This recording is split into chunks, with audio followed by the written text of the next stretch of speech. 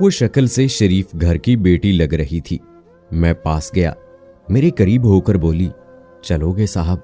मैंने पूछा, कितने पैसे लोगी? कहने लगी, आप कितने देंगे?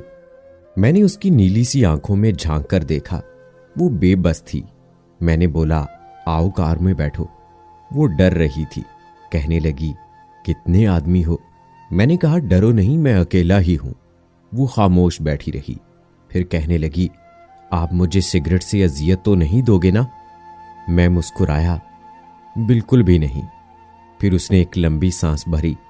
आप मेरे साथ कोई जुल्म तो नहीं करेंगे ना? आप चाहे मुझे 500 कम दे देना, लेकिन मेरे साथ बुरा ना करना प्लीज। वो बहुत खूबसूरत थी, मासूमियत उसकी बातों से टपक रही थी।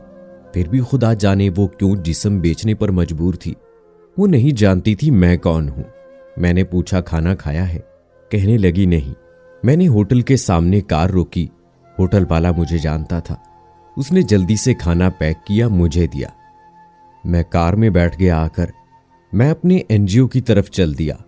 चौकीदार ने दरवाजा खोला। मैंने कार पार्क की। रात के 11 बज रहे थे। सब अपने कमरों में सो रहे थे। उसको अपने एक कमरे में ले गया। वो मुसलसल मेरी तरफ देखे जा रही थी। मैंने खाना प्लेट में डाला। उसे कहा, हाथ धो लो। वो कहने लगी, मैंने नहीं खाना। मैंने प्यार से कहा, डरो नहीं, कुछ नहीं होगा। वो हाथ धोकर आई, मेरे सामने बेड पर बैठ गई, खाना खाने लगी। जब खाना खा लिया तो कुछ खाना बच गया। कहने लगी, ये मैं घर ले जा सकती हूं? मैं मुस्कुराया, बिल्कुल भी नहीं।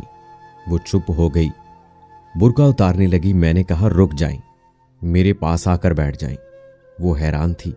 मेरी आंखों में देखकर बोली, जल्दी से अपना काम करें, मुझे वापस छोड़ आएं। मैंने कहा, नहीं पूछूंगा क्यों करती हो ऐसा, क्यों बेचती हो जिस्म। बस इतना कहूंगा, छोड़ सकती हो क्या ये सब? वो मेरे चेहरे की तरफ देखने लगी। आप पागल लग रहे हैं मुझे। मैंने उसकी आंखों में देखा। हाँ, पागल ही हूं मैं, सब पागल ही समझते हैं मुझे।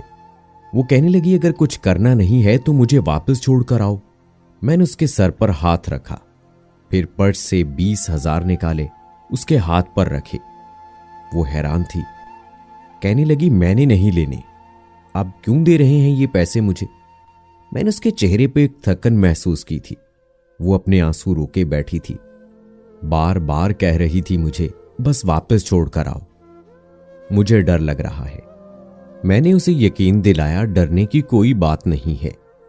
अच्छा बताओ ना, बहुत दर्द दिया है ना जिंदगी ने? ये सुनना था। उसकी आंखें नम हो गई थीं, जैसे कोई कयामत गिर गई हो उस पर।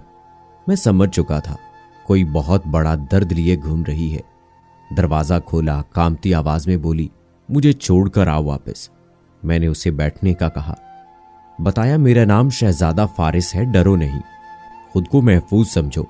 उसे जब यकीन हो गया परेशानी वाली कोई बात नहीं तो बताने लगी, शौहर मर गया, 2 बेटियां हैं, ससुराल वालों ने निकाल दिया, माँ बाप फौत हो चुके हैं, भाई कोई है नहीं। चाचे के घर आई, चाचे के बेटे ने मेरे साथ ज्यादती की। मैंने जब चाची को बताया तो सबने मुझे गलत कहा, मुझे धक्के देकर घर से निकाल दिया। दूर के रिश्तेदार ने एक बुढ़े से मेरी शादी करवाई। उसके जो अब बच्चे थे, उसके बच्चों ने मुझे बहुत जलील किया। फिर वो शौहर भी फौत हो गया। बेटियों को लिए दर बदर भटकने लगी। न छत थी, न रोटी थी, भूख अफलास थी। सड़क पर खड़ी थी, एक साहब आए, कहने लगे, 1 घंटे के 5,000 दूंगा। ना चाहते हुए मां की ममता, हालात की सताई हुई क्या करती, आखिर चल दी। अब हर रोज जिस्म बेचती हूं, किराए का घर लिया है, बेटियों को अकेला छोड़कर आती हूं। क्या करूं? बहुत बार सोचा खुदकुशी कर लूं, लेकिन बेटियों को देखकर हिम्मत नहीं होती। वो रो रही थी। मैं जमाने की बेहिसी महसूस कर रहा था। उसके सर पर हाथ रखा, उसे कहा, फारिस तुम्हारा भाई है, आज से तुम अपनी बेटियों को लो और मेरे इदारे में रहो आकर, शेल्टर होम में। वो यकीन नहीं कर पा रही थी। कार में बिठाया, उसके घर पहुंचा। बेटियां सोई हुई थीं, बहुत प्यारी थीं। गोद में उठाया, दिल को सुकून मिला। वो मुसलसल रोए जा रही थी। मुझे कहने लगी, आप फरिश्ते हैं। आप कौन हैं? मैं उसे अपनी एनजीओ ले आया। वो दुआएं देने लगी, झोली उठाकर ना जाने कितनी दुआएं देती रही। बेटी, मैंने उसे कहा जाकर सो जाए। अपने कमरे में गया। मेरे सामने से वो चेहरा गुजरा जो एक लड़की अपने शौहर से झगड़ा रही थी। उसे कह रही थी, मुझे तलाक दो, तुमको मेरी कदर ही नहीं है। वो अपना घर जला रही थी अपनी बेवकूफ़ी की वजह से। वो बेचारी क्या जाने जमाने की तलखियां क्या होती हैं, जमाने का डसना क्या होता है।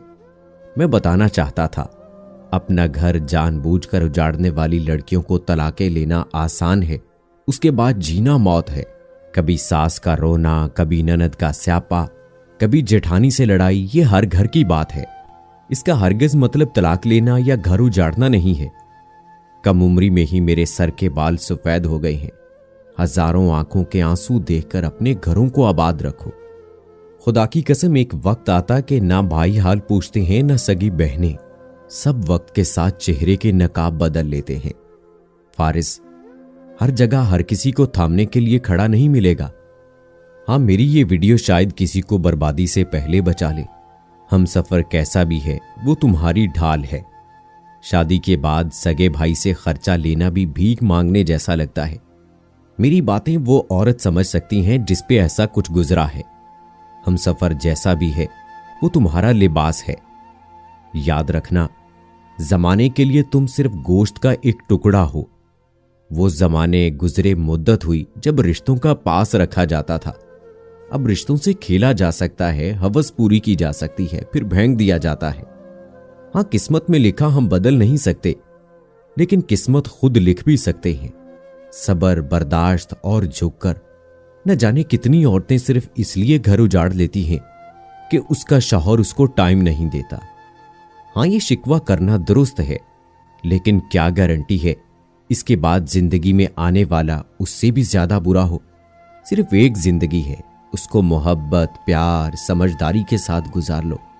मैं इस मुआशरे को मुआशरा नहीं कहता, बल्कि बदबूदार समाज कहता हूं। यहां जगह जगह पे लुटेरे खड़े हैं, इज्जतों के, ख्वाहिशों के, भरम के, भरोसे के, एतबार के। बस आखिर पर एक बात कहूंगा, अगर तुमको पेट भरने के लिए चार दीवारी से बाहर नहीं जाना पड़ रहा, अगर तुमको जिस्म नहीं बेचना पड़ रहा, अगर तुम्हारे सर पर चादर है, अगर लोग तुम्हारा सौदा नहीं करते, अगर लोग तुमको वैश्या नहीं कहते, अगर तुम्हारा दामन पाकीज़ा है, अगर तुम रात को महफूज पनाहगाह में सोती हो, तो ना करना बर्बाद अपना आशियाना, वरना रौंद दी जाओगी, नोच ली जाओगी। जो तलाक लिए बैठी हैं, पूछो उनसे।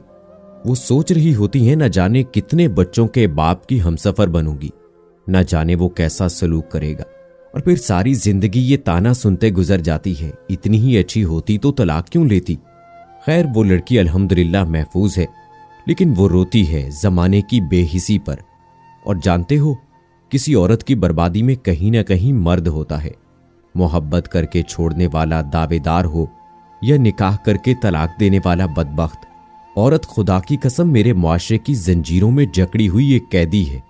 कभी बाप की पगड़ी पे लुट गई, तो कभी सास के जहर आलूद लहजे पे, कभी शौहर की अना पे खाक हो गई, तो कभी औलाद की वजह से। मर्द अगर समझ जाए मेरी इस बात को, तो शायद मेरा मुआशरा बदल जाए। हाँ, कुछ औरतें होती हैं बाजारू, जिनको जितनी भी इज्जत दे दो, वो इज्जत की चादर से ज्यादा बाजार की रौनक बनना पसंद करती हैं। फिर ऐसी बदबख्त औरतें एक बदबूदार मुआशरे को जन्म देती हैं।